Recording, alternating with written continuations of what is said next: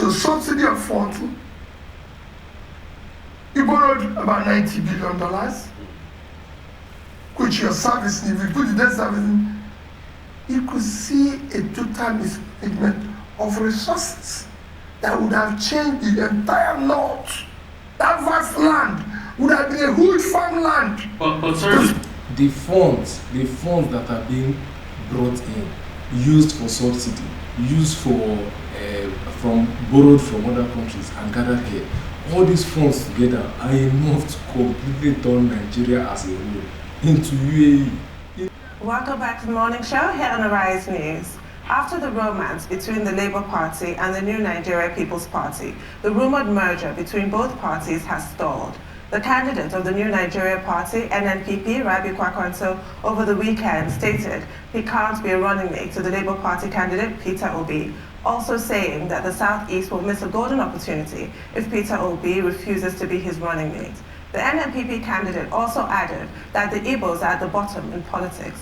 Reacting to the remarks by the NNPP presidential candidate, Uba Galadima highlighted that Peter Obi's best bet is to accept to be Kwankwanso's running mate and that the Labour Party candidate is suited to be vice president because of his experience in economic issues. Joining us on the show this morning to discuss the alliance between both parties and his take on recent remarks from the presidential candidate. See, you see this issue of what Kwankwanso said on that interview yesterday. Yes, there was a lot of uproar on Twitter. A lot of people were firing back at him. And why would he say the Igbo are low on politics? Why would he say Obi is not experienced enough to become president, that he is more experienced, he has been longer in the political system, so he cannot be vice to him? That sentiment, yes, Nigerians attacked him on Twitter, attacked him everywhere, making noise that why is he saying all this manner of things? But the problem is, if you look deep down, this sentiment trickles down to all the rest of Nigeria. It is not just something held in the political system. The average Nigerian on the street, a lot of average Nigerians on the street, echo these sentiments that these men at the top bring, even when it makes absolutely no sense. As soon as they pass some kind of propaganda-ish statement, we just come and repeat it. Yesterday, I was in a social gathering with a group of friends. Someone's birthday, so they invited me. I met someone there and I was discussing it because I was wearing my OBIdients cap. And he was asking me, we started a discussion about Peter Obi and stuff. And he was telling me that he's fully behind Obi, that he wants Obi to win. But his problem is that Obi does not have continuity. I said, what is continuity? He said, normally, when somebody is leaving power, if you check countries that are developed, countries that are moving well, when somebody is leaving power, they bring somebody to come and continue from where they stop. That will be, yes, he did good in Anambra, but after his 8 years, he could not bring anybody to continue what he stopped, and so everything has started. I said, Jesus Christ, Lord. Are we in a monarchy? It is how can somebody that is on the grassroots himself, that is not a rich man, that is not gaining anything spectacularly from this country, echo that kind of sentiment? That is something I expect to hear from the top dogs in politics, trying to deceive the youth or trying to deceive the average Nigerian, saying something like that. You're saying you want somebody that has continuity. And from all looks of things, after digging down into what he was saying, I found that he's saying he supports Obi whatever, it's just the front. He actually supports Tinubu, because that is what he meant by continuity. And I got there when we kept discussing. And he wants someone that you want a continuation of a government that is not helping the people.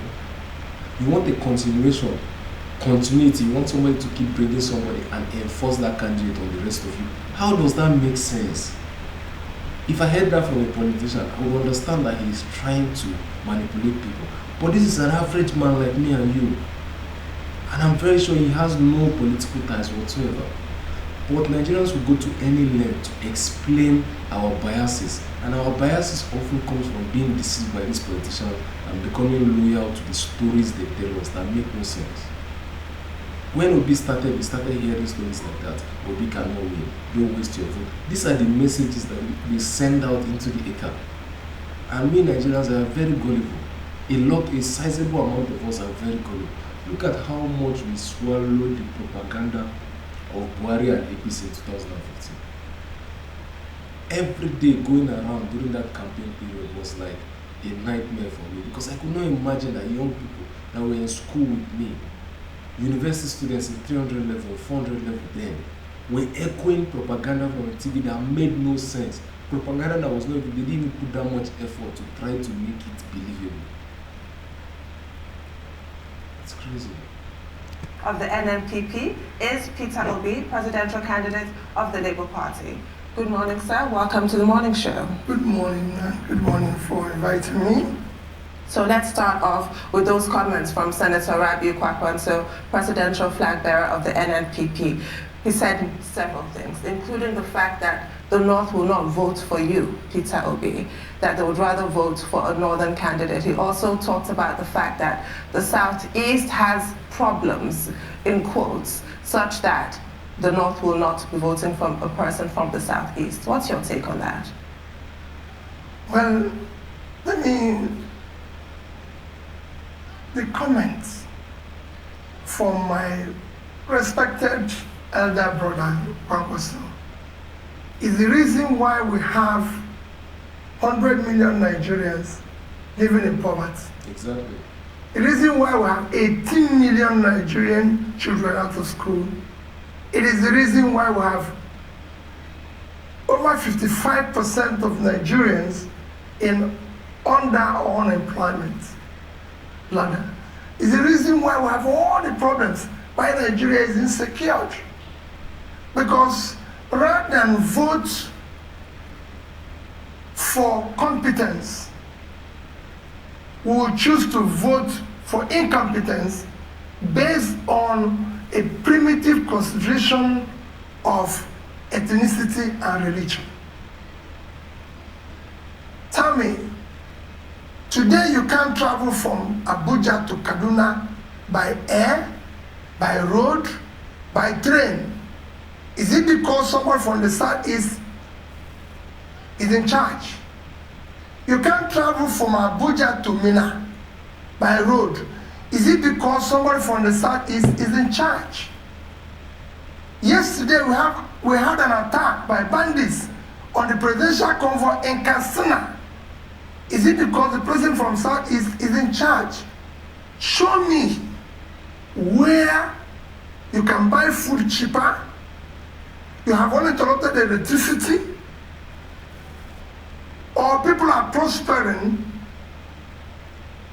in the north because the northerners are in power, in the southwest because they are in power, and in the southeast. What we've chosen to do in this country, we will consistently hire vehicle drivers to fly the Nigerian aeroplane instead of hiring qualified pilots. My commitment is, let us campaign and deal with issue of the problems of the country. There's a lot of problems besieging this country. If you don't know today, this country will soon default in their debt service. Now we'll be at a junk status. That's what should be preoccupying us now. So our schools, universities are shut down, and we're talking about who will vote for. Let's deal with the issues. This election will not be based on my turn. It will not be based on ethnicity. It will not be based on religion. It will be based on the Nigerian agenda to save this Nigeria. Nigeria is in coma. And you need a specialist. And that is what I'm offering. To save his life or he will die. It is not about whether this person. I'm appealing to people to vote to save Nigeria. And to save Nigeria is to hire the best. I don't want people to vote for me because I'm from the Southeast. I don't want people to vote for me because I'm from South-South, or I'm from Southwest, or Northwest, or Northeast, or North Central. I want them to vote for Peter Obi because he's a Nigerian who is competent to start pulling Nigeria out of the mess it is today. This issue that he just highlighted is the exact thing I'm telling you. But the most worrying aspect is the fact that young people can echo this sentiment from the top doors. It's always as if we don't know how to think for ourselves. Because it is very obvious that the country is on the brink of disaster. You don't need to be an economist to understand this. Inflation is skyrocketing day after day. Prices of things are getting out of hand. People are being held salaries everywhere. Schools, universities are on strike. Every core fundamental aspect of the society is malfunctioning. Yet we're still echoing sentiments that make no sense, that have been trickled down from the top. The problem is the average Nigerian is looking for somebody to think for them. Is either a pastor, is either an imam, or a political leader, or a tribal leader. We're always looking for somebody to tell us what to think. And that is what has landed us here multiple years after. Because we're always looking up to heroes to think for us. And that is the saving grace that I'm very happy about that is going on now. Because the young people in Nigeria, especially the youngest of our population, have finally had enough of that nonsense. Whether from religious leaders, whether from politicians, whether from tribal leaders, and this was echoed in the EndSARS protest 2 years ago, and it will continue in this election. Whether the old guys want it or not, whether the fathers and mothers and even the youth that have subscribed to this mentality that is keeping us down, making us the bottom in Africa, when we should be challenging on even the world stage based on our human potential and resources available to us. Whether you like it or not, we are here, and we are here to change it by force. We would not listen to what you're saying. We will go and channel our own access to the votes, and this is how we have to change it. And we have to all take this personal, because only 10% of the youth cannot make this happen. There have to be mass sensitization, a channeling of all our skills, all our facilities, all our channels towards sensitizing the youths. Because like I was telling you, from my discussion with somebody who was my age mate, me myself, I'm somewhere in the middle between the millennial generation and the Gen Z. So I'm not really among the latest people. But I'm young enough to easily connect to what the Gen Z are bringing to the forefront. But even among us, the millennials that we're saying, even among us, there are a lot of us that have already bought into this archaic mindset that is holding us down. That is why the few of us that are willing to take this message, the few of us that have accepted this message, have to deploy more resources. We have to deploy our facilities, our tools, our channels, even our personal income towards making sure we sensitize the available youth force, the people who can be sensitized, because there are a significant amount of Nigerians that would not change until they see things changing. They would fight that change until it happens, because they already have this Stockholm syndrome. They already have this love and affinity for their leaders, for their thought leaders, for their religious leaders that have kept them down all these years. So we have to do it even without them. But to do that, we have to make sure that every single person that can be won over is won over, especially the youngest among us. They should all be able to catch this fire. They should all be able to have the same zeal to go out, to get their PVC, to make sure we balance the scales. Because if we let ignorant folks continue to rule us, it will keep going this way. Because the ignorant folks are more likely to vote. So we have to sensitize the people that are waking up to this systematized downpression of the entire nation. We have to keep making sure that we increase the number of the people who are actually waking up to it, that will actually put in their time and effort to make sure things changes. He also said that, the Igbos are on the lower ladder of Nigerian politics. I mean, we keep hearing that word. In fact, when we had the spokesperson of the NNPP, somebody that did speak about of the NNPP yesterday, I think a couple of days ago, if my memory serves me right, that's Alhaji Buba Galadima, he equally enunciated, those views that, it must be the Igbos that, it's on Monday, thank you so much, that the Igbos should be the one to be vice presidential candidate. So tell us about everything about this, NNPP partnership and everything. Is it still working or is it dead on arrival? Well, I'm not going to talk about the alliance because maybe some people are talking about alliance, but I want to look at their comments. Often a time, you see, you work here. Often a time we tend to neglect those on the lower ladder. There might be the solution. There might be the solution. And those comments are comments that should not be on the table today because we have a problem. My candidacy is actually meant to solve those problems, to stop referring those who are higher ladder because, okay, those who are higher ladder have brought us where we are. Maybe we need those on the lower ladder to be able to deal with it. And that's what, even his comment, let me take a large about Nadima's comment, which you said. He said, I'm competent to be the vice president because of my knowledge of the economy. Let me tell you, Nigerian problem is the economy.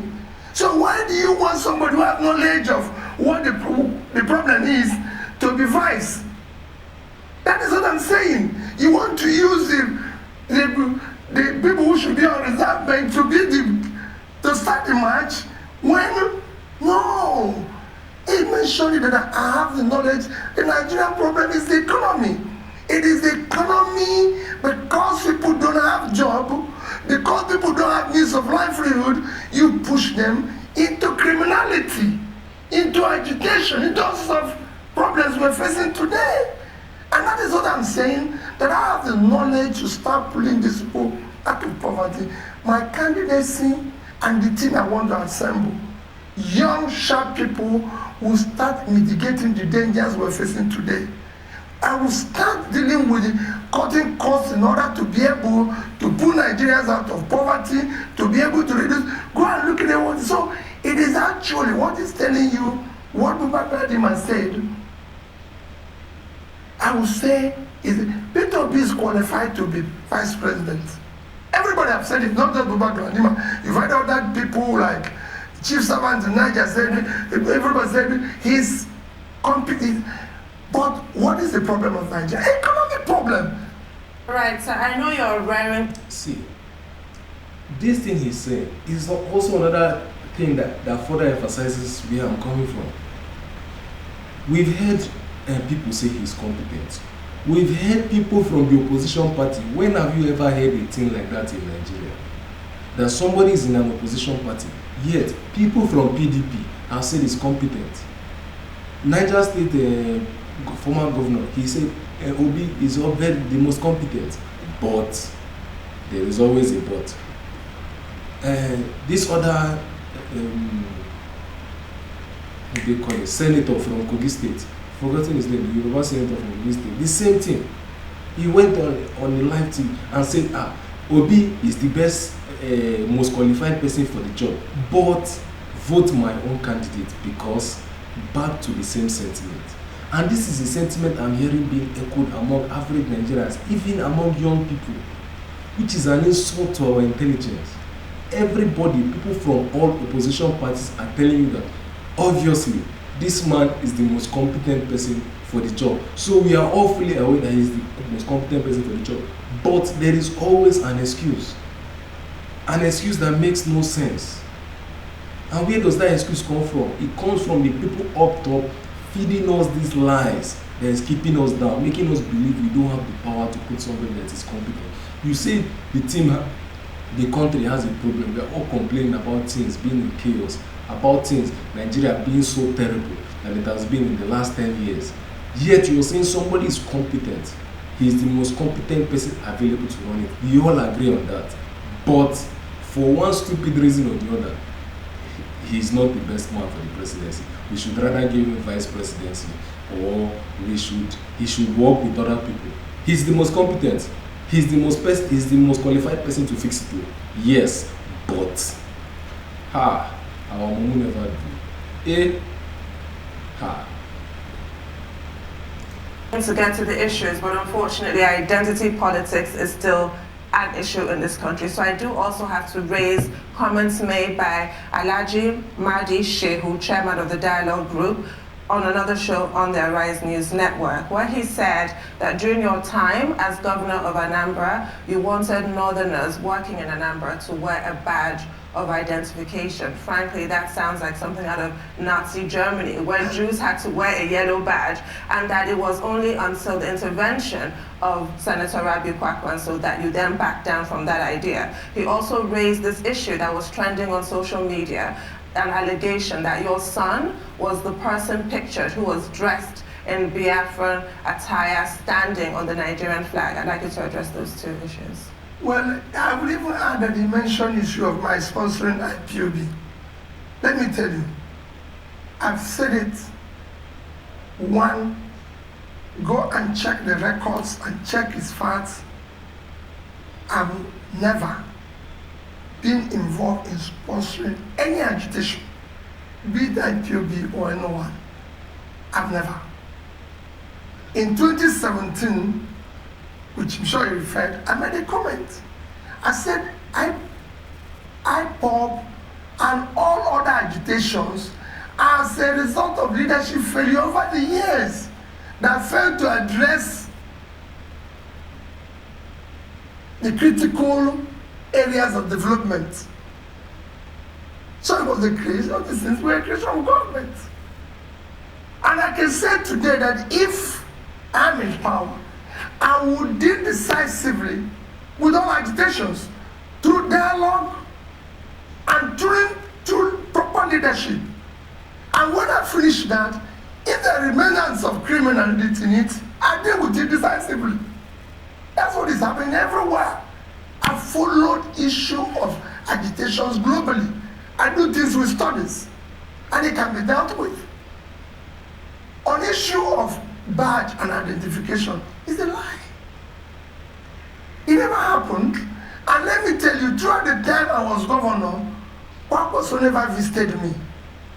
I can't remember. I probably haven't met Kwankwanso until maybe, I don't know, the people I met maybe after I became governor or not close to him. You know, he's somebody that I see as a senior brother, respect me, but he never visited me as a governor or intervened on anything. And to tell you why it's a lie, all the commissioners that sat with me throughout the time I was in office are from the north. I never had the privilege of having any commissioner from southwest, south. They are all from the north. I can show you 6 of them. From John Haruna to Nazawa. Most of them, if I told them I'm from Kanu, my ADC, Mohammed, is from Kanu. So who will I order? Will I give them an order to go and deal with their own people? No, every other person calls his brother, his sister, or his mother. Listen, to be his ADC. My ADC is from Kanu and will remain close to today. Very, very close. You can go and ask him. I know somebody who asked that. On the issue of my son, it is not my son. My son is a professional who is consumed by it. Yeah, let me tell you, I just came back from London. I can't even see my son. He's consumed by our work. He will tell me that, listen, Dad, I like, oh, how are you? How is politics? How is your campaign? I like what you're doing. To me, I can exchange my messages with my son. My son will tell you, listen, Dad, I don't have time for it. I did this, I did. I stayed in a week in New York. I could not see my son because he was busy doing what he's doing. So he doesn't have time for that. That thing happened in Germany. My son doesn't live in Germany, he lives in the UK. Okay. And he consumed by his work. Okay. And I want Alaji, I can tell him, I'll bet any amount for anybody to prove or say that is my son. For the first time in Nigeria, we have a person that's actually trying to counter propaganda. Because this is the same propaganda methods that we used in 2015. Bringing out lies that are so obvious to verify. But we will just swallow it because it is coming from your tribal man. Because it is coming, you already have this preconceived bias, very, very solidly entrenched in your mind. So whatever rubbish they bring to you, you just swallow it and continue without even trying to verify from anybody. But finally, we have somebody that is challenging everything. Everybody that is saying something, come to my front and say it. Let's verify and see what's up. And know where to go. Yes, we all have these biases, but having the problem of this country gotten to the point where we forsake our biases and focus on something that will help our lives. Because currently, all our lives are under threat. whether you know it yet or not. It is.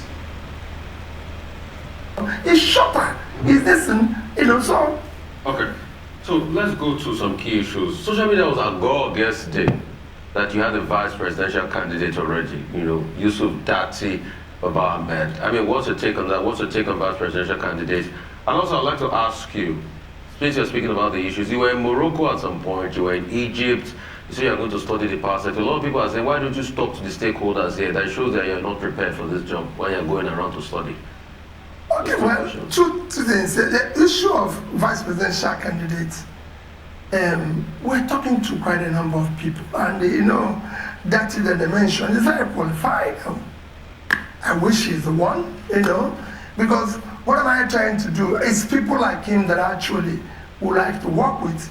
One, I wish I can work with somebody who is much younger, because we need to start lowering these barriers of this and bring younger people with fresh ideas, with something to offer, and just keep recycling this ourselves and claiming we have been there too for several times, or is our turn, or is that no. We need to start dealing with. So that we're talking to, and we will announce it as soon as we're ready, which will be very soon. On issue, so are you confirming? You're confirming that you're speaking to Dati and other aspirants? There's quite a number of people who are speaking. Dati might be the person because you. I said, look at what I said. I said our wishes. No, you're wrong. You can't do this. Because that's what we need. We need to save this country. And you can only do that with the team. On issue of my traveling, let me tell you, leadership and learning is inseparable. If they tell you somebody is doing something well, you go and learn. What are they doing? What are they not doing? And that has taken me, from the time I've started this experiment of getting involved in politics, I've been to 31 countries learning. It is important, it's critical. You asked specifically, I was in Morocco. Why did I go to Morocco? Morocco, just to show you, Morocco is about 36 million. Their export last year was over $50 billion. They don't know export on oil. In our own, with oil included, it's 130 billion, and we're 200 million. Morocco didn't export any oil. But if the natural resources was small, it was mainly manufactured goods. Vehicle alone was almost 10 billion. In Morocco runs the best seaport in Africa, doing twice the cargo tonnage of all Nigerian ports put together. Morocco. So I have to go there. Morocco is doing so well that today Morocco issues bond, Euro bond, at 2-3%. Nobody can, today in Nigeria, people are skeptical about buying Nigerian bond, even at 14-15%. Even at 30%, I will not buy Nigerian bond. You buy bond when the currency is continuously flying down. Are you not doing yourself? So a differential of about 10-13%. Morocco. I have to go and see what they're doing. I drove from Rabat, the capital, to the port in 3.5 hours. No police, nothing. Check road, got to the port, you won't even know, you think there's nothing happening in the port. I was there, they viewed the people and everything. That's why I went there. To know what they're doing that will not do. You learn. I went to Egypt. Egypt, Vietnam, India, they plot the highest, fastest electricity in the past 5 years.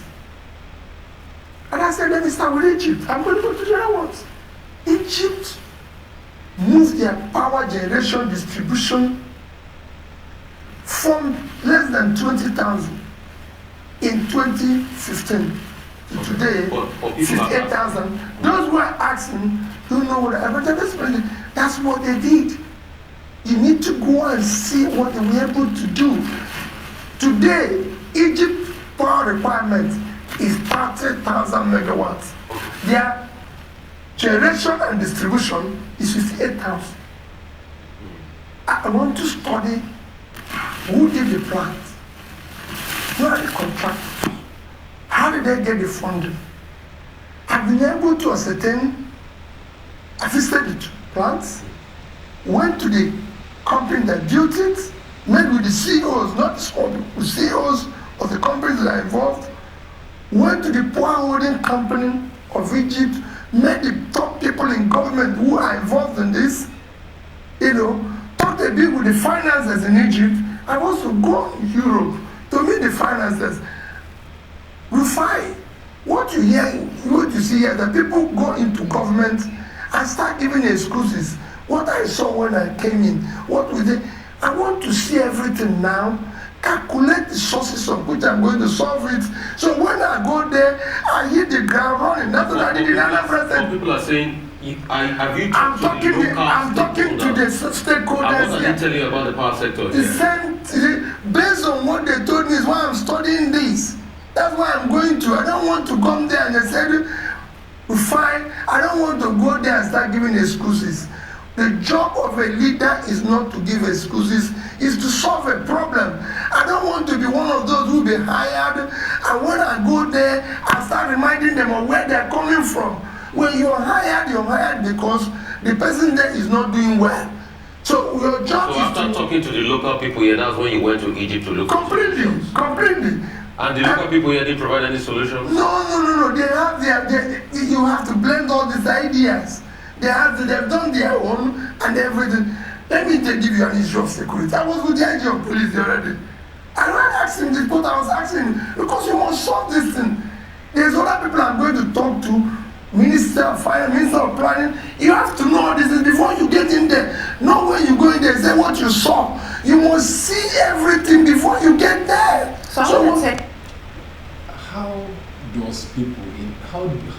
people in a country come to the conclusion? You listen to something like this, somebody who has this level of planning and he has not even gotten there, and you say he is qualified, but the only reason why you won't bring him is ethnic sentiment, is something about he does not have a godfather that is fixing him there, or he is not planning to be a godfather that will fix other people. You see somebody that has a practical line of solution to fix it. And there is one thing that is very, very key about this presidency. If peradventure we all rally the way we should and take this person out the way we should, to put this man there to effect this change, it sets a precedent on how things will go in Nigeria. That is even more important than Obi himself. Is the fact that it will change how we analyze. Imagine in a country like Nigeria, we can't even have presidential debates that are worth anything. We don't even care about going into details, analyzing this candidate, trying to find. In fact, for the past few years, most people have not even voted because they see the candidates that are coming up are not even worth wasting our time to go and do anything. Just allow the people that are desperate enough to be there and run the country like their private businesses to just keep doing what they're doing. Finally, you have somebody who is going straight to the problems, giving you how he plans to solve it, gathering research, gathering new knowledge to try to implement and redirect this shit. If we rally around this, it sets a new precedent for people who are trying to become governors, presidents, senators in Nigeria. Because now we'll be asking the same question. Obi will become the benchmark. How are you trying to do things the way the Obi system of government did? And this, if we can make this happen first, it becomes a thing that can catapult Nigeria in the next 20 years into something that is beyond all our wildest dreams. Imagine in Nigeria where you have things like Dubai Mall. Imagine in Nigeria where we are exporting cars, exporting products, exporting all these things to other African countries. Imagine in Nigeria where there's manufacturing plants everywhere, in the southwest, in the east, in the north, everywhere we're all manufacturing products and exporting. And it's not hard to do. We have the manpower, just like he was saying. Nigerians have the manpower. We have not just the manpower, we have the know-how. The youths are already hungry. Go online and look at them. Everybody is a business owner on Nigeria's Twitter, on Nigeria's Instagram. Everybody is building a brand. That is how hungry Nigerians are to make things happen for themselves. All we need is an enabling environment that actually promotes that. And if we manage to accomplish that by putting Obi in and begin to lay the ground roots, we begin to empower those people that are making things happen. We give them the ability to build plants, to invite funding, to build their own production lines here in Nigeria. We make them richer. We make the country richer. We make the average citizen richer because more money flows through the economy. We make these people become powerful enough to begin to effect change. We make these people also gain the resources that can bring them into politics to further effect more change that will continue to catapult us. Look at Dubai. That is exactly what is happening there. They are making their people rich. Their people are making the country richer. It continues to cycle like that. Development is a rolling stone. It continues to pick. It's a rolling ball of snow. It continues to pick more and more things the more it happens. It grows exponentially. So all you need is someone that plants the seed, both in our mentality and in actually the infrastructure that is on ground. Once those two things are on ground, we can continue to keep this fire burning by continuously channeling the same energy, attacking everybody who comes and demands for power, measuring him by the same metric. What are you going to do for us? And if you keep things that way, 20 years is too long for you to see a different Nigeria. A Nigeria that is able to compete with Morocco, Egypt, compete with countries on the world stage. Because we have all it takes. All that is left is the mindset shift, the demand for what is our own. That is all that is remaining. Take you back to how you talk to the local people here. Tell us why, because in Egypt, they have the same agreement, don't they, with Siemens, as we have here, Siemens presidential initiative in 3 phases, upgrade of our transmission grids, discos, new power stations. It simply has not worked here thus far. Why? Because we're not serious. In its political way, let me tell you, in Egypt, to conceive a power plant from beginning to end, you should say, we're going to, you are Rascom, you are Siemens, we're going to combine, you're going to build this power plant. All the things they need to do lasted 45 days. In Egypt, they put power, security of life and property, education, health and power as a national security issue. Very simple, because they found out that one of the things that contributed to riots of 2011, 2012 when they did the Arab Springs was power.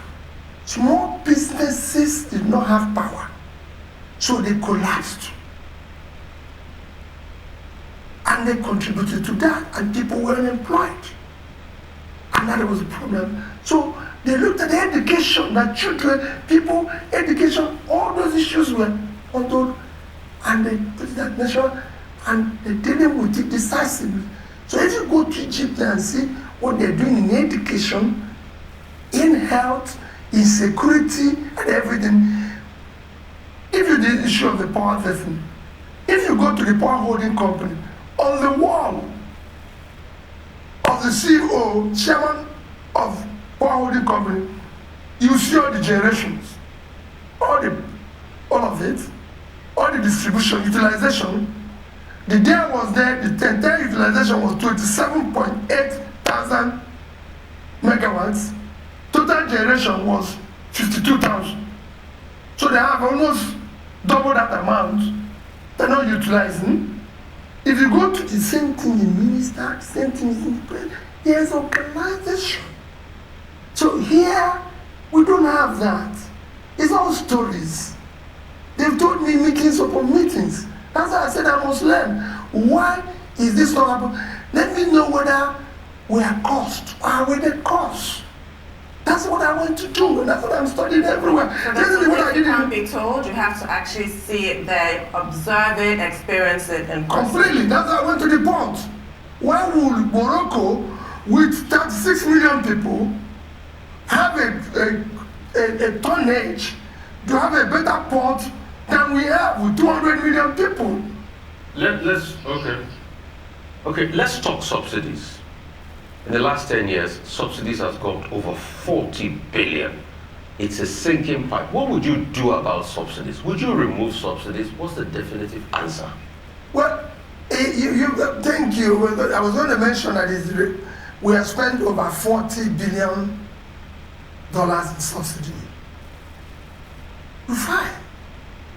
Our total education expenditure in the past 10 years, total education expenditure in the past, in fact, 12 years, is about 8 trillion. So in 10 years, about 8 trillion. 8 trillion is about 20, let me use 400. It's about $20 billion. Tell me, Rufai, which country of the world, the most two critical engine of development is health and education. And your expenditure in health and education in the past 10 years is about $20 billion. Go and check the records. And you spent 40 in subsidy. $40 billion. 40 billion subsidy. Fine, to even add, this is 50% of it. If we have spent the next 20 billion in power, we would have been generating and distributing today 20,000 megawatts. Well, it's 16 billion or 16 trillion thereabout in the mercenaries. They keep using that 16 billion. For me, yeah. I don't want to deal with the issue of the past. That's what they said, past adjustment. But I'm saying in the past 10 years, and I'm talking about 2010 or 2012 to 2022. Within this period, this is what we have spent in subsidy alone. Yeah. That means subsidy alone would have solved a lot of our issues in education, in health, and in power. If we have 20,000 megawatts of electricity today, I can assure you that we'll be growing at more than 4% and would have added over $100 billion in our GDP. So, what it is that this is just subsidy. Within the same period, as you know, we borrowed $90 billion. So subsidy of 40, you borrowed about $90 billion, which you're servicing. If you put the debt servicing, you could see a total mismanagement of resources that would have changed the entire north. That vast land would have been a huge farmland. But sir, the funds that are being brought in, used for subsidy, used for borrowed from other countries and gathered here, all these funds together are enough to completely turn Nigeria as a whole into UAE, into Dubai. But we've not seen any change that is on the same level as the amount of, we've not seen change that is up to 10% compared to the amount of funds that have been passed through the systems. And we are happy with it. We are talking about continuity. If we continue down this is a complete collapse. That is what we are heading for, at the rate at which things are going, because it is completely unsustainable. That is collecting about 100% of something and only using 2% to help yourself. The remaining 98% disappears into things that make no sense, into things that are more like band-aids. Subsidy itself is the band-aid. We don't have a refinery that is producing. We are making fuel here. Why should fuel be so expensive that we need to be spending $40 billion over 10 years on subsidy, when we ourselves are producers of crude oil? When fuel here in our borders should be cheap, because we are refining our own fuel and giving to ourselves. But we are subsidizing that. You see how we keep trying to solve problems that should not even exist in the first place. Instead of going to the root itself and fixing the core issue, Nigerians are always bothered about the things on the surface. Let's keep keeping fuel costs. Is it fuel costs that is our problem? Every other thing has inflated by more than 400% in the last 10 years. things you used to buy 5 years ago are now costing 4 times the price, sometimes even more. And you're bothered about trying to keep fuel price down. Subsidy is not our problem. Our problem, like you said, is a gross mismanagement of food in all areas of government, from the top down to the bottom. There's a complete misuse of funds, and if we balance our accounts well, we have enough money to make things happen. Yet we are saying somebody who is economically sound is qualified, but because of one reason or another, he should not be president.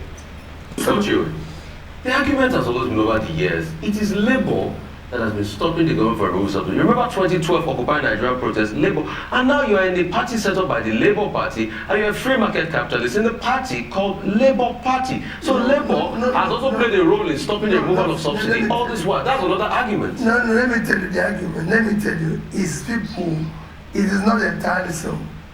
Labour have never been against stopping of subsidy.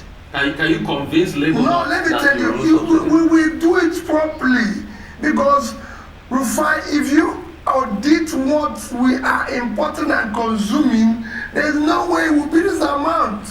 And you have to convince people. Let me tell you why people are against removal of subsidy. People are against removal of anything because whenever it's been done, they did not see the benefit. Exactly. We did privatization. We didn't see the benefit. What we did is that we privatized profits, socialized losses. We did everything we've done. We did other things here that have been done everywhere. If you say you're going to remove this, what are we getting here? The problem we have in Nigeria is that they've removed this, nobody got anything here. So we're going to do it in such a way that it will be transparent. This is the amount of our importation. This is the amount we're going to spend. And if we reduce it or do this, this is what you're going to get. And you deliver that, people will believe you. I've been able to return schools in Anambra State or do things that when I was doing it, people said, no, you cannot do it. Have you go and watch what my former head of service wrote? Stinginess as a strategy of development. He showed how I cut the cost of everything and showed what I used it to do. You must not come and say, we're going to remove this. What are we going to get as a remove? Because of mistrust. Because the whole thing has been embedded in transaction and stealing of, so people don't want to hear it. But you cannot spend that amount of subsidy when you have education and pulling people out of poverty suffering. So you remove subsidy? Well, like I said before, everything has to be, if this is going to happen, this is the result. Would you remove subsidy? We have to look at it critically. Would you remove subsidy? Remember what I said? Yes and no. We have to study. I will remove it, but I have to offer them what would be equivalent of what we are removing. So your answer on subsidy is yes and no? Yes. Yes. No. Would you remove subsidy? Yes, but because because I'm going to use the resources to do something that will benefit. But if I'm not going to do that, I'm not going to remove it. Okay. You must be able to offer something in replacement of what you're trying to do. I cannot spend $40 billion on subsidy and spend 50% of that in education and health. Even in security. Well, our security budget has not been up to that. Are you saying that subsidy is more important than security of life and property? These are things you must do. You must be able to say, if we keep this, we will not get this. If we keep this, we will not get this. But because of mistrust, I will say that subsidy is a scam, and I still maintain it. So we have to look at it. How much are we importing? Who is consuming it? Why are we going to keep this? And there's so many scams all over the place, including the cost of governance. So we're going to look at it. It's not going to be a business as usual going. And that is why people are telling you, oh, it's good as the economy, it's not a good idea, it's not that good, because they know that if I'm at the number one position, I'll be able to say, no, you can't continue with this. So they want a situation where it will continue, but let Peter Obi be here. If I'm qualified to be vice president, I'm qualified to be president. On that note. And this is the issue. This is why Nigerians were against subsidy in 2012. Me, myself, I was against subsidy in 2012. And why was that? Because if they remove the subsidy and the fuel prices go up, what are they using the money for the subsidy for? Nigeria is generating crude oil year after year, millions of barrels. Yet we are not gaining anything from that. The only gain we are getting is, okay, you even reduce fuel price small by subsidy, which we all know is a scam, because before that 40 billion they say they spent, probably the money actually going to the subsidy is like 10 billion. 30 billion is disappearing in excesses one way or the other. We know how the Nigerian system works. We know how the government works. That is how it goes. So the question is, okay, if you don't remove the 40 billion and the 10 billion that is on fuel disappears, and the fuel price goes up, what are you doing with all this extra money? The 30 billion, they will still find a way to steal. The 10 billion they are saying they will put somewhere, they will put it somewhere and they will still find a way to steal 8 billion out of it. So anyhow you weigh it, it's a zero-sum game. It's a lose-lose situation for the average Nigerian. But if you have somebody who you can trust to audit the books properly, who you can trust to shift resources from one place to another properly, why would we be against him? The reason why the average Nigerian is against that is because we know they are trying to take from us at every level and never provide anything in return. No? We'll take a short break. Please stay with us. We'll be back with more with Peter Obi. Small, you.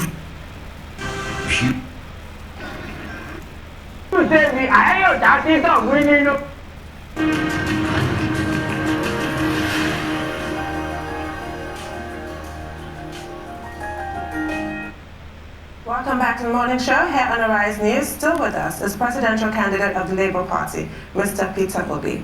Thank you for staying with us, Mr. Obi. So before the break, we were talking about your field trips, is how I'll call them, because that's an integral part of education. You don't just get education in the classroom, you go on field trips. So you went to Egypt, you went to Morocco, and you were talking about what you observed there. You mentioned the ports. How will what you studied over there impact us here, should you emerge as Nigeria's president? We have underutilized the blue economy quite clearly.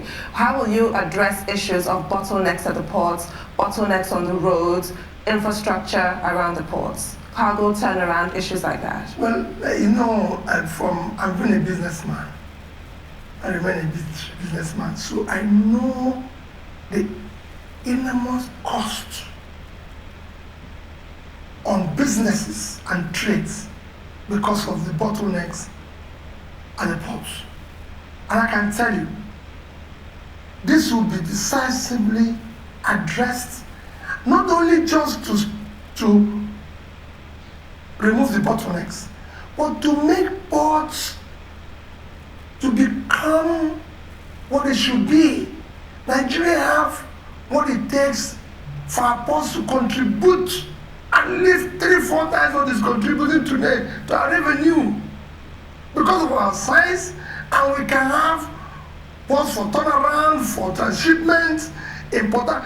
The deepest part of the ocean is Port Harcourt area. And it's at the tip. That can use for transshipment. There's a lot you can do with the port.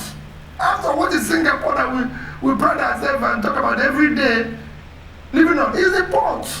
That port today is doing business and generating and managing over $200 billion dollars in assets. That's what we need to do. We need to, open up the economy of the place, make it productive. Like I said, the vast land in the north should be farmlands, while Kanu and Kaduna should be a processing center where we're moving goods for export. These are what I've studied and what I'm going to do. If you drive from Rabat to the seaport in Tangier in Morocco, all you see is farmland.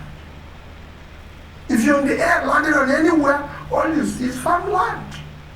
In Nigeria, you see vast land and people who are looking for food. These people can be moved from year to year by supporting them, by having critical policies that will help. If you generate power, you will know what power can do to an economy is immeasurable.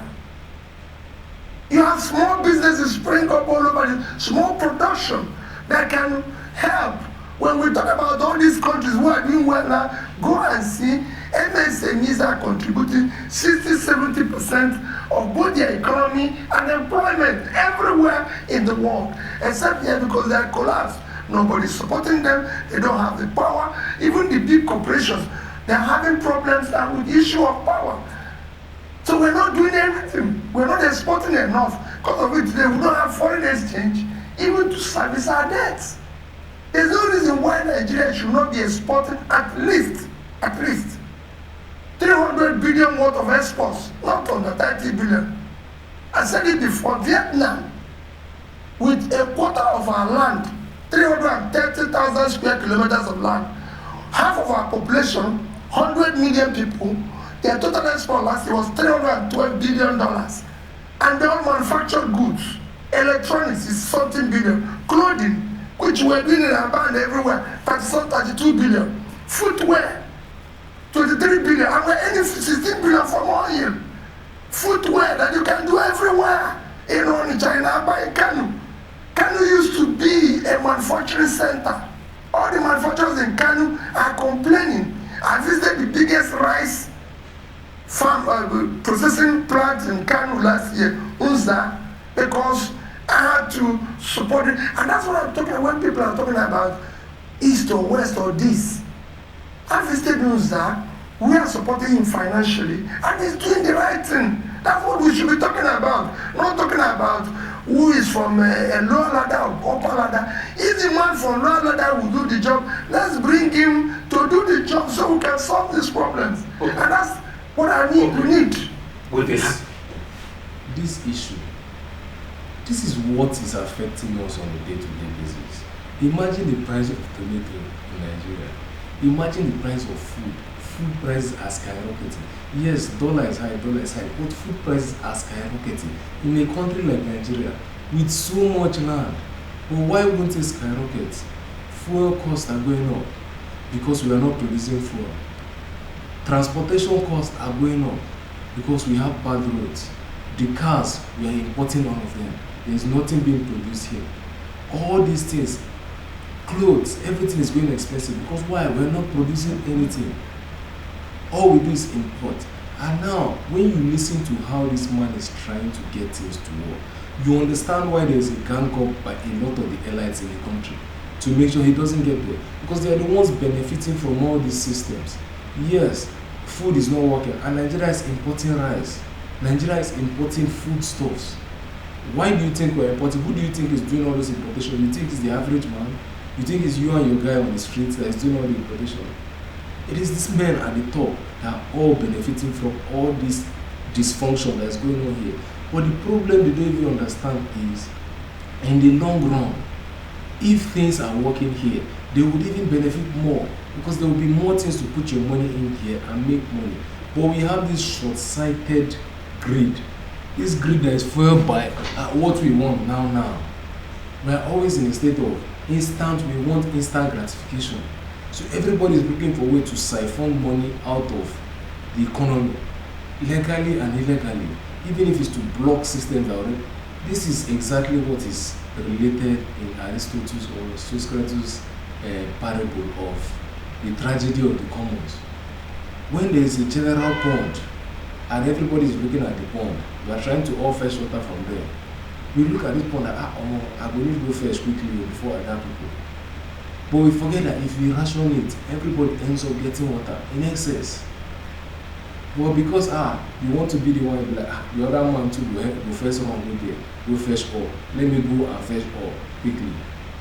When you have well water in the morning, when you wake up to fetch, if everybody comes fetch a little and go, everybody has water. But everybody like, before Obi will come first, make me a rush go fetch like 6 baths, come off of there, so that I will have enough water. That is what's happening to us here. And the elites have the tools, have the abilities to make sure they boycott you, to make sure they are in front. Eventually, anyhow you track it, the sufferings will still fall on the average man. And it's still these average men that are backing those top ones because of tribal sentiment, religious sentiment, propaganda. It is time for the poor people to become a structure that puts somebody that makes things work for us. having the port problem would not be able to solve it. What specifically would you do to make turnaround time in port about 24 hours? They just put in an app called A2. We can still solve the problem. Specifically, the first 3 steps. And secondly, when are we going to see your manifesto? Let me tell you. Let me start with the issue of my manifesto. We're going to see it. Refine, written today, oppress unwritten constitution. Let all these glossy things people write. Let's look at the man who is saying this and who is writing all this. I can have professors in university and they write something that I don't even believe, that doesn't even make meaning to me. I'm saying, go and look at my records, whatever I've told you. I've experimented in private sector, in public sector, so there's a reference to what I'm saying I will do. When it comes to the issue of ports that you said, I said I'm a trader. I know the enormous cost. If you borrow money today, we fine, and say you're going to do importation from UK to Nigeria, you borrow money, say, okay, Nigeria, if you borrow money at 20%. If you're very lucky, let's say you borrow 10 million naira, so you're going to pay 2 million at the end of 1 year. You start to do importation. First is that you will not find the dollar. If you find it, you import goods, you pay for it, and then from UK, it takes 2 weeks to come to Nigeria. It takes you 3 months to clear Nigerian port. So what will you do to change? So you are paying interest for 3 months on your 2 million for nothing. You can change it. You clear goods in Cotonou in 2 days. And just put it in, it's even do it in 1 day. You do it in Ghana, do it in Ivory Coast. I've been involved with the port. I've actually been a part of probing the port. I've actually traveled because of the port to Singapore and everything. I've studied what works. So what would you do to make it like Ghana and Cotonou, specifically? Very simple. Yes. It's a human factor. Okay. And you deal with it. It's a human factor. What me and it has nothing. What they do there is not different from what we do here. All we need to do is a human. I tell people. And it's the same human factor that affects us everywhere. Because this is why a lot of times, apart from even the religious sentiment, tribal sentiment, this is another sentiment that makes Nigeria remain the way it is. It is the sentiment of my own personal pocket. We celebrate dysfunction because dysfunction creates a lot of avenues for us to siphon value, for rent seekers to continue to earn income where they shouldn't earn income. You go, this thing is explaining, the average Nigerian already understand where he's going because we know what is happening there at the ports. We don't even have to be there to understand. You don't even have to understand how ports work to understand what the problem is. It is the same problem that exists everywhere in Nigeria.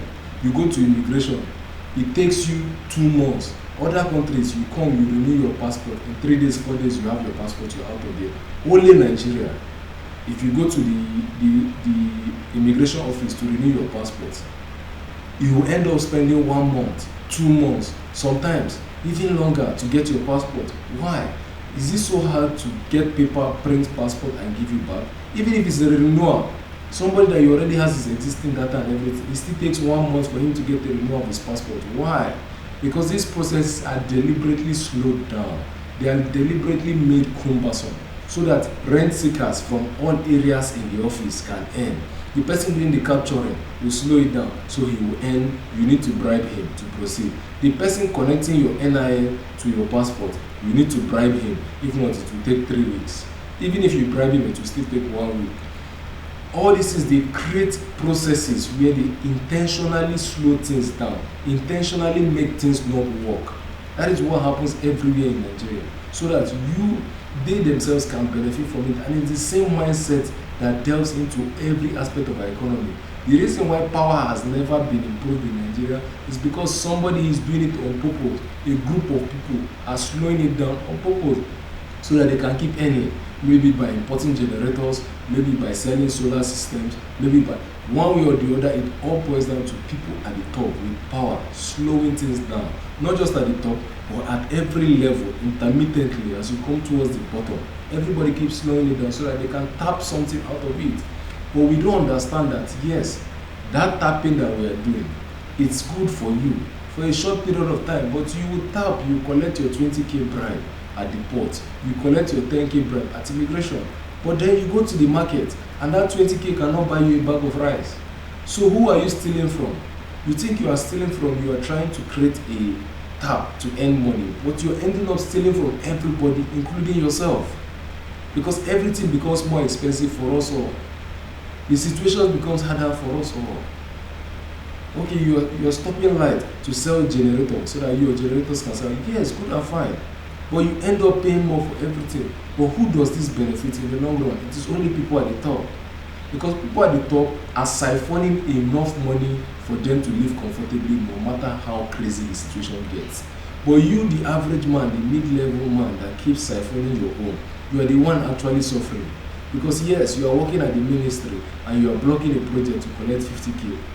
You end up, you collect that 50k, it will not go anywhere for your family. You go to schools, prices of school fees will keep going up because the educational system is not working. So you end up spending all that money you gather and even being worse off than if the system was functioning properly. But the man at the top is not suffering like you because he's siphoning enough to make sure his family can chill. They can go to whatever country they want and be alright. This is why everybody in this system should not see this as a threat to your bribery.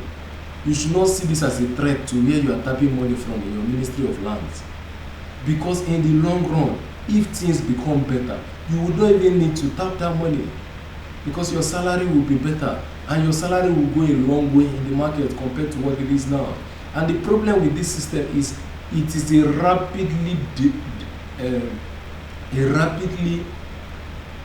is a system that rapidly destroys itself.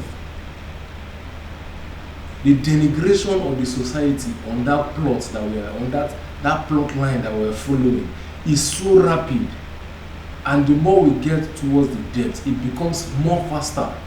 That is why the naira was collapsing gradually, but over the past few years it has kept going speedily, because as you are racing to the bottom, the closer you are to the bottom, the faster you fall. Eventually, the fire on the mountain will spread, and there will be nowhere to hide. But what we did in education in Anambra State, and why do I want to use that as an example? We moved from 26 to 21. We didn't change the teachers. It was the same teachers. We didn't. No, we didn't hire new people. We didn't do anything. It was the same people. But when they saw the body language of this leader, what he wants, and people were being asked to go if you don't deliver it, they delivered it. Everything you're seeing in Nigeria has not worked, whether it's scanning, whether it's human factor. You deal with it decisively. But people say it might be easy in Anambra, but it won't be easy as Nigeria as a whole. I said it country. Will be the same thing, exactly the same thing. Call me anyone. I've been involved in the banking industry. Go and check. We took the smallest bank and became 25 billion bank. I was the chairman. Go and check the record. I've been a successful businessman. In Anambra State, let me tell you, Anambra is very difficult. It's the most difficult state to govern in this country, if you don't know. So it is, we will beg people, we will plead with people, we will dialogue with people. We're not going to shoot them, we're not going to do this thing. Go and ask, you could see me every day begging, appealing, and we'll do it, but we'll be decisive. Because it must work. We want this to become an engine of production. What has changed countries is production. Go and take even in Europe, the Spanish people were enjoying and selling their gold when Netherlands was busy investing in production. Today, Spain is a problem. Netherlands is doing well. A country with 33,000 square kilometers of land and far less population. Total export last year was $650 billion. I will get this place to work. So what I'm hearing here, the recurring theme, is that a lot of our failings so far are due to human behavior, whether it's political will or just generally how we conduct ourselves. Which leads me to my question about some of your supporters who attack vilify people who don't agree with you or support you. How do you address that more militant end of your supporters that obviously have contributed to what's been described as the Peter Obi phenomenon, but some people find it off-putting? Well, let me tell you, I don't you hear it, who are not my supporters. There are people who have been paid by my opponents to infiltrate my supporters. Facts. And do wrong. And then they say it's Peter Obi's supporters. Facts. I'm telling you, some of them. Facts. And today, people are being paid.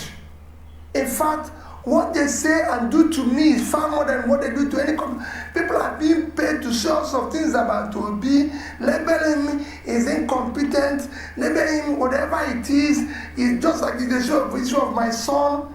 My son, for example, like I said, is a hard-working young man. Since he left the university, he never asked me for £1. He will tell you I've earned the money. I have always cared about Nigeria. He will always tell me, say, listen, if I tell my son now, I'm going to buy this, he said, listen, sir, listen, daddy, you have a lot of people you're supporting in Nigeria. I can support myself. Support them. I'm dad. If you say this thing, I have a lot of my friends. Let me tell you my last discussion with my son. He said, a lot of my friends wants to go back to Nigeria.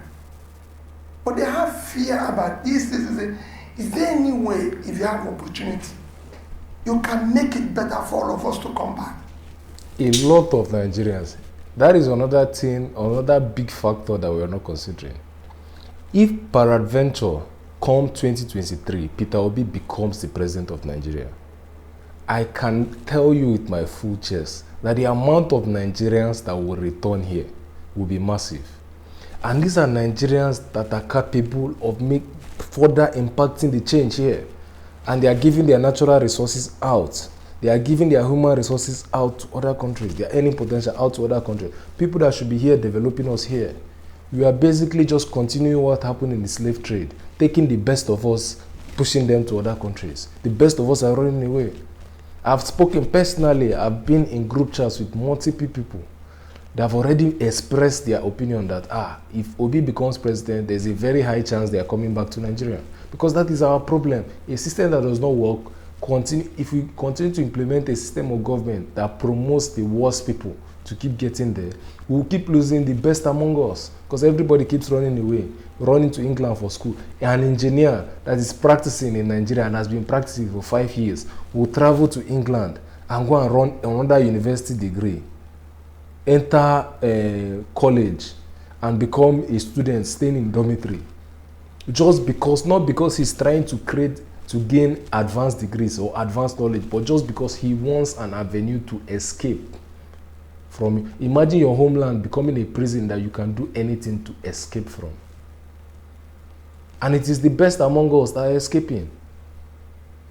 Saying about the other issue where he's saying Obi supporters are this, Obi supporters, I can tell you categorically that yes, that is political warfare. It's obviously people planting. We are already seeing elements of this, like the picture they say with his son.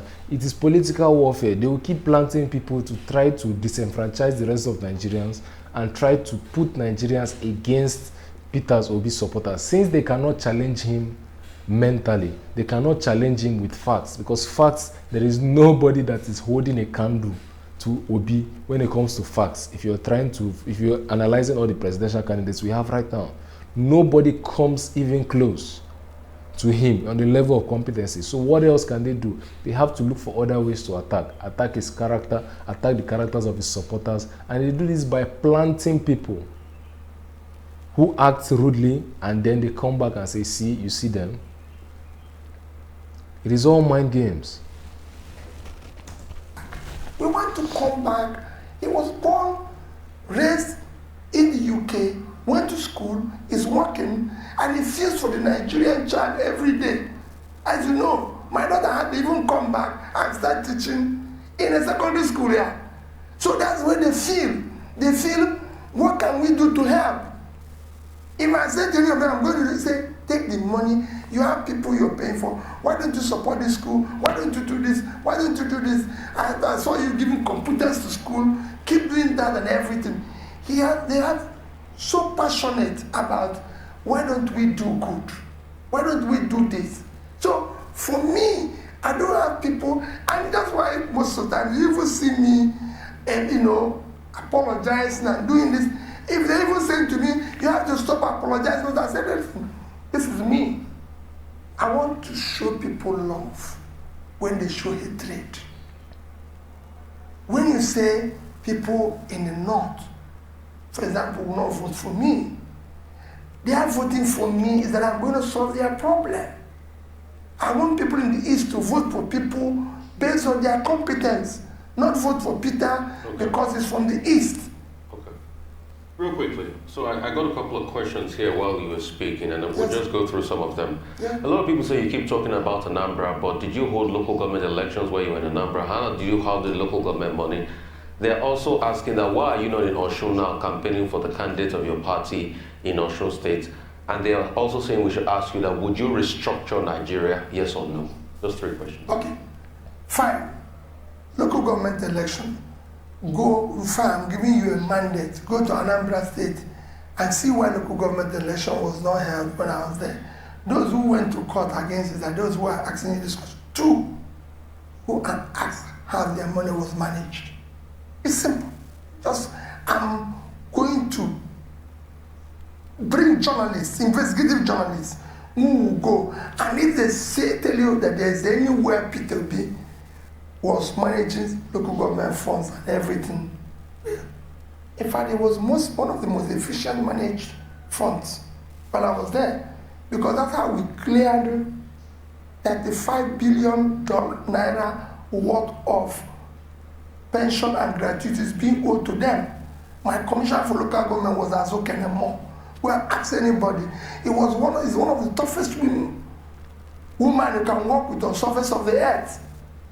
When she says no, you can't even, no, and this is my senior, will even tell me, please, my young brother, please, I don't want to see you in this thing. I need chat here. And she's not a politician. I met her as a head of local government office. I had meeting with local government people over a period of time. When my first commissioner was to pay my birthday with a friend and brother who did the right work. This woman, I met her whenever I go to meeting. She's one. I said, Madam, come and do this job. And that's how I met people. My commissioner for health was because doctors went on strike. I went to a hospital. I saw a doctor walking. And I said, he said, I can't leave my patients. Never. Doctors are not supposed to go on strike. I said, you'll be the commissioner. He said, he will never be. I went back and announced his name.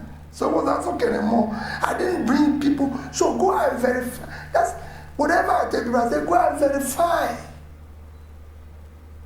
where Peter was in. So that was the issue. The last issue you mentioned.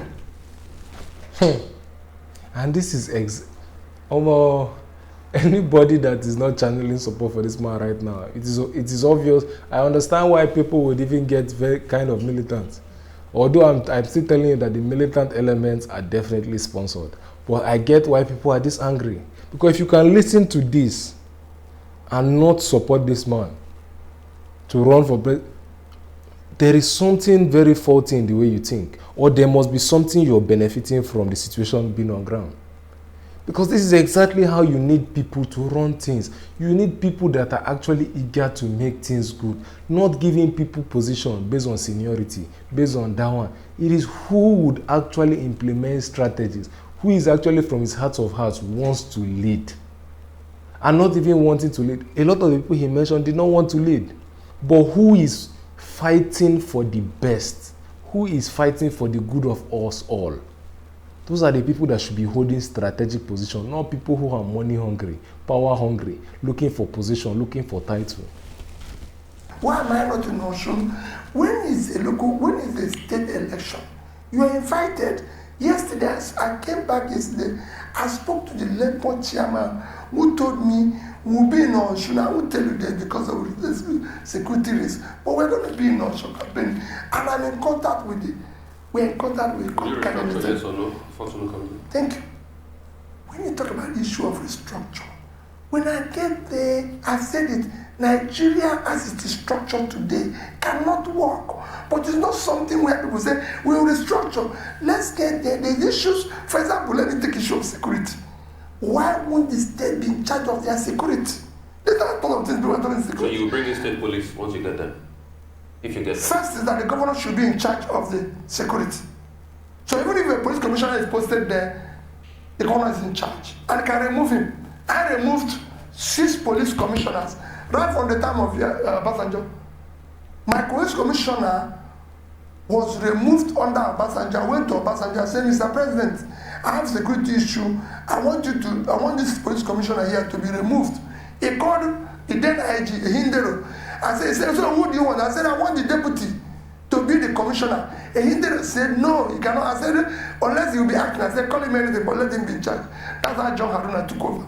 So that's the federalism, so you promote that? Of course, yes, because it will help. You do it in security, in education. Why wouldn't I hold the governor of Katsina responsible for the security? One is that our police personnel level is unacceptable. We should have at least today twice what they are today. That's 800,000. No, today we are 320,000. So that's about 600. So about 600. Egypt with 1 million, with 100 million people have over 1 million. I've studied it in Morocco, everywhere. So you don't have, and out of these 320, I can tell you about 70,000 are following people all over the place. Okay, sir. I want to raise another issue from the interview. And the police issue is very simple. How much are the police being paid? The 70,000 that are following governors, following ministers up and down, those are the ones actually getting something reasonable. The policeman on the street is earning, he's living in penury. Why would we have a police force where the average policeman on the street is collecting less than 100,000 naira? A policeman on the street should definitely be collecting at least 200,000 naira minimum. Make police an attractive job. Make policing an attractive job that will draw in people that are jobless around the country. Citizens that are educated. Graduates that are looking for things to do. Those are the people you should have in the police force. If you make the police force attractive, then you attract a sizable amount of people wanting to work there. Then you can now analyze people and see who is qualified. Get the most qualified candidates and pay them well. Is it that hard? All the billions of dollars we are using for this, using for that, is that not enough to equip us with 1 million police force, all educated people? Yesterday on a Rights interview with Mahdi Shehu, he raised this issue of former President Olusegun Obasanjo selling your candidacy to the North, and also mentioned an alliance with Ango Abdullahi of the Northern Elders Forum. Is there any truth to this? I don't know about that, but what is wrong in Obasanjo selling my candidacy? They are even selling my own candidacy. I've said it, NPP spokesperson, as both the presidential candidate and the spokesperson, my senior brother Baba Gandima, all said in PDP, the Niger chief servant and Senator Malay Dino, yes, none of them have said Malay. Peter is not qualified. They are saying that Peter is competent to deal with the economy. But I'm saying we have an economic problem. So you don't need somebody to be on top of me when I can solve the problem. And that is what I'm offering. That's why I said I'm contesting to be the president of Nigeria. I might be coming from a section of the country, but I want to solve the problem of Nigeria. I want to start building a new Nigeria where Nigerians can be proud of their country, believe in their country and everything. A young man approached me yesterday. I came back from the UK yesterday. It will shock you. A young man approached me, he said, I saw everybody taking picture with you. And I asked him, who are you? He said, you are the president. You're going to be the president. I said, yes. He said, let me tell you, I'm 20 years old. My mother is from Nigeria. My father is from Jamaica. My mother is so nice to me. I want to come to Nigeria. I want to be able to set up a business, employ people, I help them. But just like what my son will tell me, so many of my friends don't want to come because they feel it's not this, it's not that. I said, that's what we're trying to do. When we arrived at the airport here, I saw that same young man being interrogated by immigration, this one. Even not normal thing, trying to harass him, I called them and said, let me tell you, this young man is coming to this country for the first time. He believes in this country. That's why he's coming. By the time we will finish with him here, he will go out, he will not come back. So they left him. He came and hugged me and gave me and says, I know I can't vote for you, but I don't know what I'm going to do to help you. Can I collect your number? I gave him my number. He gave me his number. He said, because of me, we need to do things that will bring people hope. We need Nigerians to be proud that they are part of this country. We need to go to sports and compete as the Nigerians. People are not proud to say we are Nigerians. Kenyans are hiring Nigerians every day. Other countries are hiring them. They are not asking them whether you're from the east or west. Listen, when you go to a doctor, I've been to one, I said it, I've never been sick. One time they said I would remove a procedure in the UK. I went to St. Mary's and Elizabeth Hospital. As I entered that theater, two people appear. They are black. One is from Ondo. The other one is from Southeast. They are doctors. I didn't have to say you can't operate me because of this. So many prominent Nigerians are saying the same thing. Nigerians from the Southeast are all working in Saudi Arabia. Nobody is asking them where they're from. Even Dubai, we go to celebrate. It's a Muslim country. We all want to go there. If you go there, the only Catholic church, St. Mary's Catholic Church, is built by the Emir of Dubai. It's written there. Okay. I met him there once. He goes there 3 times a year, during Christmas, during Easter. Okay. So why are we here basing issues on his religion, his ethnicity, his my tongue? We want to remove all this. Okay. I want it to be turn of Nigerians. Okay. Turn of the Nigerian children, turn of Nigerian youth to take back their country, and I'll help them to rebuild it. You went to see Governor Wike before he traveled.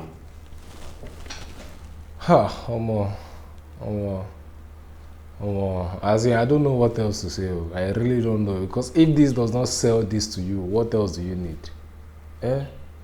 Nigerians are running, working everywhere except Nigeria, looking for passport, looking for a way to get another passport that is not Nigerian, because we ourselves are not proud of ourselves. And why are we not? Because things are not working.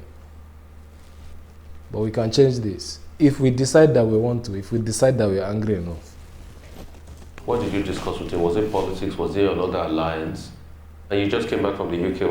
What was the trip like? What did you do? I went to see Governor Wike because he's the governor of a state that is strategic and important to the future of what is there. And I'm happy they're showing the ports. The ports in Port Harcourt can help to decongest the port in Lagos and help to what I want to do with the ports. We must generate appropriate revenue that we're presenting today. And I went to see him. I didn't go to see him to be another gang up or association and everything. I'm going on Wike, notwithstanding anything. I've been very close, very cordial and everything. Everything I've invited him. Don't forget, this year I went to commission things for him and everything. I have so many things that we're friends. In one of all those, who even supported me when I was governor. He gave me the Ministry of Education when he was there. I had issues with teachers, with this, because of my position. He came, he supported me with the UBEC money, with everything. So I'm going to visit every governor in Nigeria to plead with them to understand. We must build a better Nigeria. Nigeria is at the brink now. Like I said, in a short while, we will not be able to service our debts. That's what we should be discussing. When we don't service our debts in the next range, the risk to jump status will be finished. You see our dollar now, every day no dollar anywhere, except the ones they're sharing, which is must stop. Rufa also asked about your trip to London. Well, all my trip these days, you can ask, I came back with Pat Tommy, you can ask him the type of people I'm meeting. Rufa, this is time for me to meet all those that can help. Not when I go into office and I start looking for them.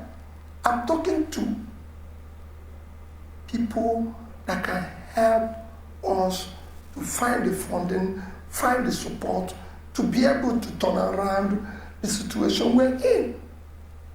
Like I said, I gave a reference of people, somebody you can call, who have an idea, the type of people I'm talking.